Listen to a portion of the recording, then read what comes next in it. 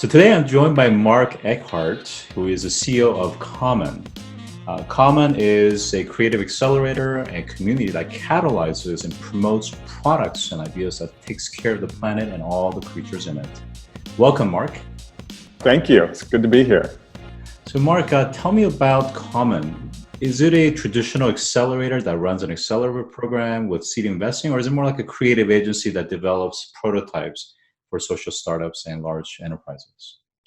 It's kind of a blend of all of that. The exception is we're not a funding organization. We don't have a VC fund that's attached to the work that we do with our members. But basically, we've taken the pedigree and the track record and the history of our founders in the area of marketing, design, communications, and advertising, and mashed it up with really kind of advanced techniques and frameworks when it comes to team design and organizational design, and have come up with a way to accelerate businesses in a manner that doesn't require giving up equity or relocating your life to participate in a 12 or 13-week accelerator, for example. Now, the space that you're in, which is kind of like a hybrid between digital agency and creative agency and a little bit of startup support, is very competitive. So how do you actually differentiate, aside from kind of the past track record and some of the market projects?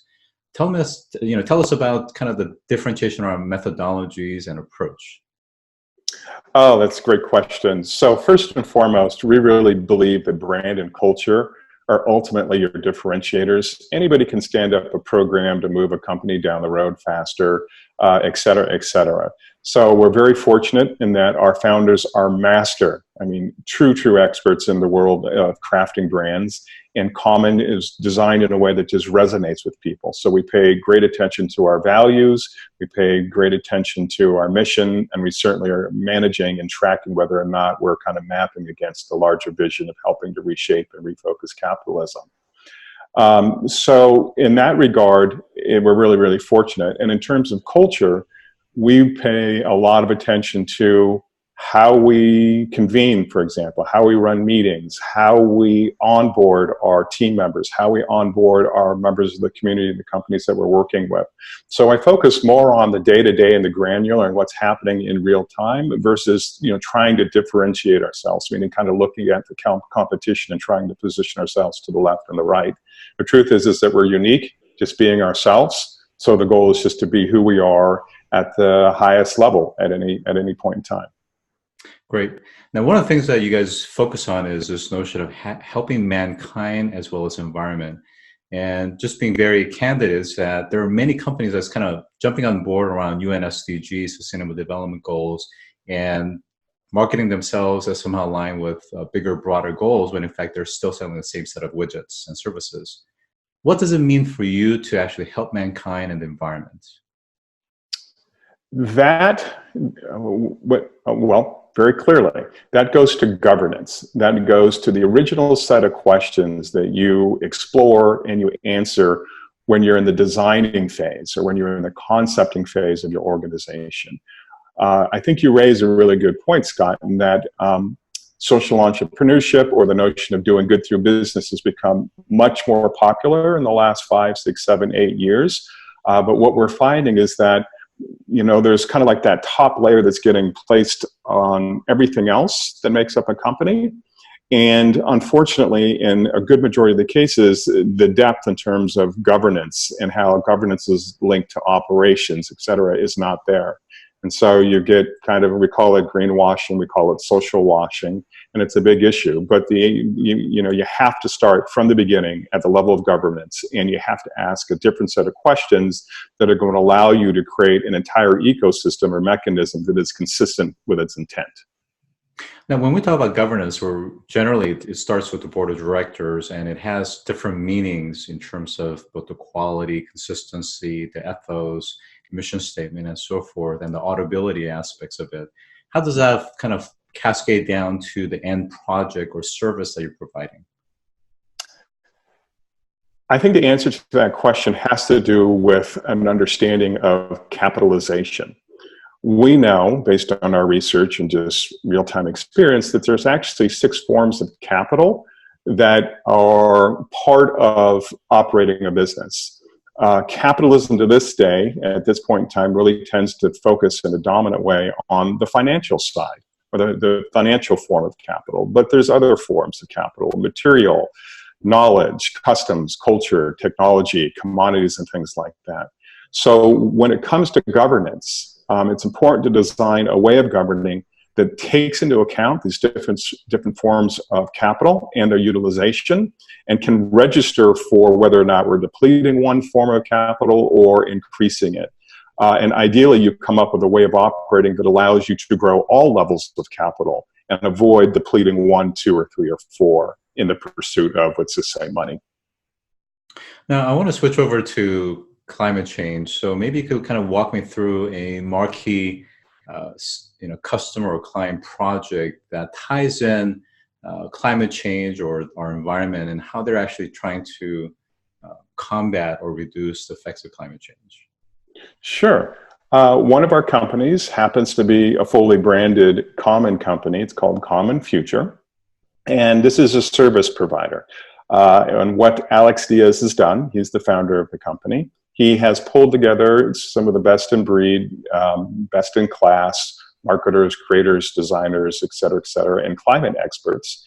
And he is now reaching out to governments, government leaders, municipalities, and even large corporations in order to work with them, in order to come up with campaigns and communication tools that will allow those entities and organizations and institutions to then inform and educate the general population about the need to adapt to real climate changes. So is that really more so around communication and messaging rather than necessarily greenfield projects that actually either adapts or mitigates as it relates to climate change effects?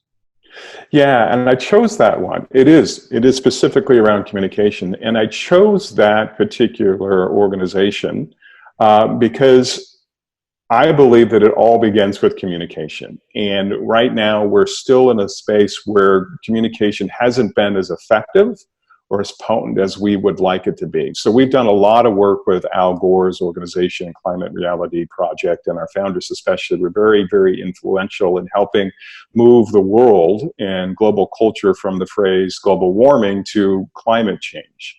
And in that process and kind of racking up that kind of body of experience, we're just realizing that it is very, very hard to move the consumer into a position where they're really conscious of the ethical considerations that go with each purchase.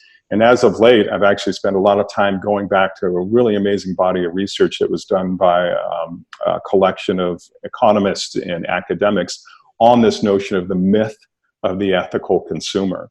And what their research shows is that the notion that there is a set of ethics that an individual will adopt and embrace and operate from is kind of false.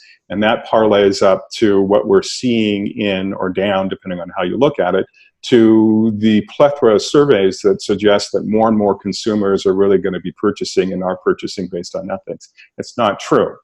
The truth is that ethics and being socially responsible is just one part or one element of many that goes into an individual's purchasing choices and behaviors.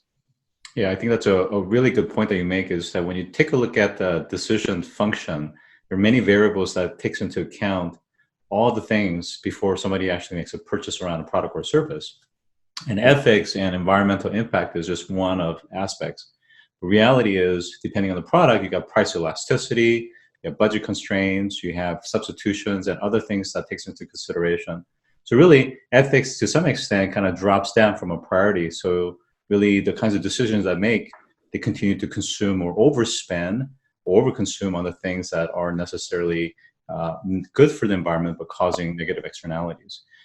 One thing I want to quickly ask a question is, as these corporations or enterprises are working with your entity, your sister entity, around communication and messaging, how do they reconcile any type of either conflict of interest or just inconsistency or incongruence around the fact that perhaps they're still heavily relying on the traditional electric grid for energy sources? They haven't really invested heavily into renewable energy variable mix. Perhaps maybe they're still utilizing the traditional supply chain and logistics that's heavy on consumption of fossil fuels. Perhaps they're still, heavily using packaging and things that creates recycling issues. How do they reconcile what they're actually doing from an operational perspective versus a message that they're trying to convey to their customers? The truth is that there's no perfect. And transparency is the only real answer to your question. So if you are still reliant on fossil fuels, why not include that in an annual report and then follow that acknowledgement with plans or intentions? So there's a spectrum that we're always measuring people against, and it's never fixed. People are always kind of moving back and forth to either side of the spectrum. The question is what are we seeing in terms of the consistent conversations, the type of conversations, and the actions that fall out of those conversations? And there should be no shame unless you're causing real, serious, egregious harm to people on the planet. There should be no shame in just acknowledging that we don't have it all figured out. That's my best answer, and that's the way we engage people. We don't want to shame anybody. That doesn't work. Sure. No, I absolutely agree with you on that. And there's studies that talks about guilt-driven versus a benefit or inspiration-driven model. And in the capacity that Common and your affiliates are in, how do you not just simply take in the requirements from your clients, but actually influence so that you are, in fact, truly making a difference for mankind as well as environment?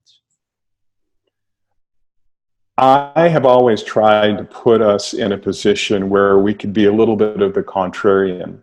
In the field of social entrepreneurship, in the space of corporate social responsibility, there tends to be a lot of assumptions and some heavily ingrained biases that everybody just opt into. Earlier, I touched on this notion of the, ethical consumer.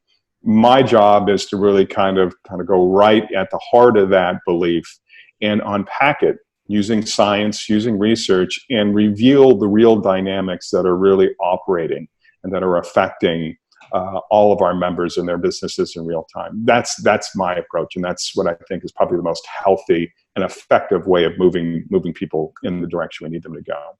Absolutely. And I think, I'm sure a lot of your research indicates that current, but also the future consumers that are really the millennial makeup as well as the Generation Z are very mindful of these environmental impacts, and they're very much living with some of these effects. So for example, I'm based in New England, and at the time of this recording, we've just gone through one of the hottest summers on record ever since climate has been recorded. And it just seems to be getting hotter and hotter. And some of that results in things like extreme storms and weathers, and we've had incredible lightning and thunder, as well as flash floods. Whereas in places that are abroad, they can't get enough water. So for example, NPR just did a report on Chennai in India, where they completely utilize all their water resources. Aquifers are completely empty.